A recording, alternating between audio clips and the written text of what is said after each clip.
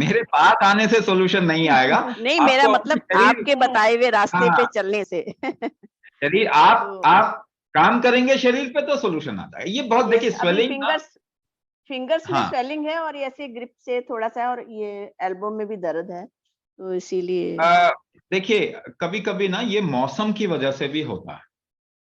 हाँ, जो हाँ। सीजन होता है ना, जैसे कुछ लोगों को स्वेलिंग हो जाती है, थोड़ी ठंड लगती है तो स्वेलिंग हो जाती है, कुछ लोगों को पानी लगने से पाँव में थोड़ी सूजन आ जाती है या काटने लग जाता है। हुँ, हुँ। तो इसमें कई फैक्टर्स हैं। थोड़ा उसको सेकेंगे, कई लोगों को आराम मिल जाएगा उसी में। नहीं, कुछ ये लोगों काफ़ी को क्या टाइम हो है गया कि ऑलमोस्ट। एक्टिव, हाँ हाँ, जी, सॉरी। कुछ लोग हुँ, एक्टिविटी करेंगे तो फिर आराम मिल जाएगा। हुँ, कुछ लोगों हुँ। को थोड़ा सपोर्ट लेना पड़ेगा, टेम्पररी होगा तो। कई बारी ये किसी लंबे चीज की निशानी भी होती है। हाँ, मैंने सारे इसीलिए ऑप्शन बता 4-5 दिया, महीने हो गए। है ना। यस, यस, यस, कभी यस। कभी ये किसी लंबे चीज की निशानी भी होती है। ऐसा भी होता है कि आजकल हमारे शरीर में जिसे हम कहते हैं ऑटो इम्यून डिसऑर्डर, वो कई हुँ, निशानियों के साथ में शुरू होता है। ओके, ठीक है ओके। ना। तो जिसे हम ऐसे बोल सकते हैं कि आजकल की भाषा में रियूमेटॉइड कंडीशन, ओके। रियूमेटॉइड की कंडीशन जो है, जो कि एक ऑटो इम्यून डिसऑर्डर है, उसकी शुरुआत हुँ, कहीं से हो सकती है। अब हुँ, मुझे हुँ, हुँ, सिर्फ ये बताना है कि क्या ऑटो इम्यून डिसऑर्डर ठीक हो जाता है।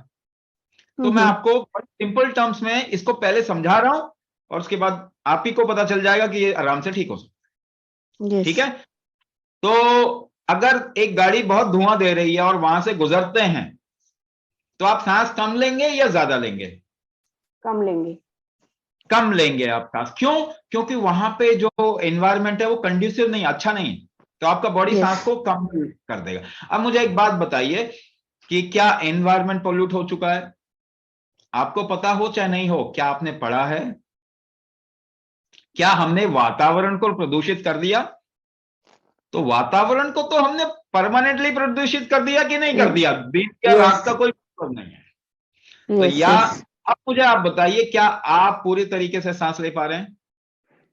शायद आपको नहीं पता, शायद आपको फील नहीं हो रहा, मगर आपका शरीर तो जानता है ना एनवायरनमेंट उसके जैसा नहीं है, अच्छा नहीं है, तो वो यस। नेचुरली कम सांस ले रहा है। हुँ, हुँ, तो हुँ, हुँ, नेचुरली हुँ। कम सांस ले रहा है।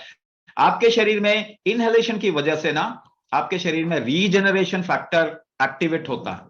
कोई चीज बनती किस वजह से? इनहेलेशन की वजह से। और शरीर से निकलती किस वजह से? एक्सहेलेशन की वजह से।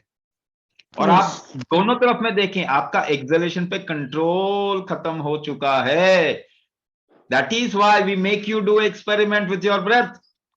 और हमको पता चल जाता है कि यहां कहां पे प्रॉब्लम है। अगर आपका एक्सहेलेशन पे कंट्रोल नहीं है तो आप डिफिकल्ट सिचुएशन में रिलैक्स नहीं रह पाएंगे, बहुत जल्दी स्ट्रेस फैक्टर्स बढ़ जाएंगे।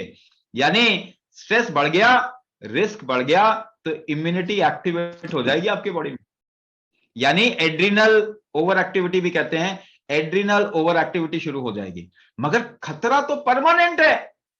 भाई यस, शेर होता तो आप खतरे से या तो लड़ते या तो भागते, खतरा टल जाता, कुछ समय बाद में सिचुएशन नॉर्मल आ जाती। मगर यहां तो परमानेंट कंडीशन है, परमानेंट खतरा है। एनवायरमेंट एक परमानेंट खतरा है आपके ऊपर, मगर दवाइयां ले रहे हैं, ये दूसरा खतरा है। जेनेटिकली मॉडिफाइड फूड खा रहे हैं, हाइब्रिड इनऑर्गेनिक फूड खा रहे हैं, ये तीसरा खतरा है। बच्चों को स्कूल में एजुकेशन देते हैं जिसका कोई मतलब नहीं उनकी लाइफ में, चौथा खतरा है। ऐसे कंडीशन में आप काम करते हैं ऑफिस में जाके, कॉर्पोरेट में, जो कि नेचुरल नहीं है, पांचवा खतरा है। और भी बताते जाऊं, हर चीज को हमने खतरा बना दिया। यस। इसीलिए इसीलिए मैं इस बात पे जोर देता हूं कि प्लीज ये फिरंगियों के गुलाम बनना छोड़ दीजिए। आप उन्हीं का एजुकेशन कर रहे हैं, उन्हीं की बातों को मान रहे हैं, उन्हीं की बातों को सुन रहे हैं, कोई सोल्यूशन नहीं मिल रहा, उसके बाद भी वही कर रहे हैं। तो अगर आप परमानेंट खतरा बना दें तो एड्रिनल एक्टिविटी तो बढ़ेगी बचाने के लिए, आपका शरीर तो बचाएगा। आप जीना चाहे नहीं जीना चाहे क्वेश्चन मार्क, मगर आपका शरीर जीना चाहता है 100%, तो वो तो बचाएगा ना। वो इम्यूनिटी को ऊपर उठाएगा बचाने के लिए, मगर भाई ये तो कांस्टेंट खतरा है। फिर आपका पिट्यूटरी ग्लैंड बॉस कहेगा कि भाई बैठ जाओ, कुछ भी नहीं है, तो ऊपर जाएगा नीचे जाएगा, ऊपर जाएगा नीचे जाएगा, फिर खतरा फिर नीचे, फिर खतरा फिर नीचे, ऑटो इम्यून डिसऑर्डर। लेकिन अगर आप अपने आप को किसी तरीके से स्टेबल कर लीजिए, अपनी क्षमता, बहुत डिफिकल्ट सिचुएशन में भी आप अगर आराम से रहने की क्षमता, अपना रेजिलियंस अगर बढ़ा दें, तो क्या खतरा तो वही रहेगा, लेकिन आप बच सकते हैं, ऑटो इम्यून डिसऑर्डर शांत तो हो जाएगा।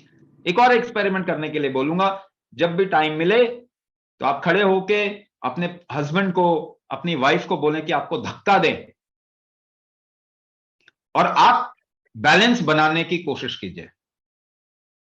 कैसे बैलेंस बनाएंगे? सांस रोक के, यानी कि उस खतरनाक सिचुएशन में अगर आपकी सांस रोकने की क्षमता ज्यादा होगी तो आप बैलेंस बना लेंगे, नहीं तो गिर जाएंगे। तो जो रिस्क की सिचुएशन है, ये सारे रिस्क हैं, इसमें आपकी क्षमता ही आपको बचा सकती है, कोई और चीज नहीं बचा पाएगी आपको, कोई और चीज नहीं बचा पाएगी। एक दवाई से एक बीमारी, और उस बीमारी से दूसरी दवाई उसको ठीक करने के लिए, ये तो बहुत खतरनाक सिचुएशन है। एनवायरमेंट आप ठीक नहीं कर सकते, आज करेंगे 200 साल लग जाएंगे। भोजन तो वही खाएंगे ना जो अवेलेबल है। True. और जो आपने सिचुएशन क्रिएट कर दिया एजुकेशन का, वर्कस्फेयर, इकोसिस्टम, जो समाज का हमने इकोसिस्टम क्रिएट कर दिया, फंक्शनल इकोसिस्टम, वो एकदम से तो नहीं बदलने वाला। तो कौन बचा सकता है आपको? आपका शरीर, आपका बैलेंस में रहने की क्षमता, वही बचा पाएगी आपको, और कोई नहीं बचा पाएगा। ये जरूरी है, ये मस्ट है, ये कंपलसरी है, इमरजेंसी लेवल पे ये सबको करना चाहिए, वरना ह्यूमन जीनोम, हमारा जेनेटिक्स डिविएट हो रहा है। हम म्यूटेंट्स हैं। आपने हॉलीवुड की मूवी देखी, म्यूटेंट बन जाते हैं, सुपर पावर मिल जाता है, मगर इंफीरियर पावर वाले म्यूटेंट्स हैं हम लोग, जो चल नहीं पाते, जिनका हार्ट काम नहीं कर रहा, जिनका लिवर काम नहीं कर रहा, जो जेनेटिक डिविएशन हो गया, जेनेटिक बीमारी आ गई, हम म्यूटेंट बन चुके हैं। ठीक है, तो अपना एजुकेशन वेस्ट पे ना डालें, वो सबसे बेवकूफ प्रजाति है in the history of humanity. जो फिरंग है वो सबसे बेवकूफ प्रजाति है, डरी हुई सबसे बेवकूफ प्रजाति है।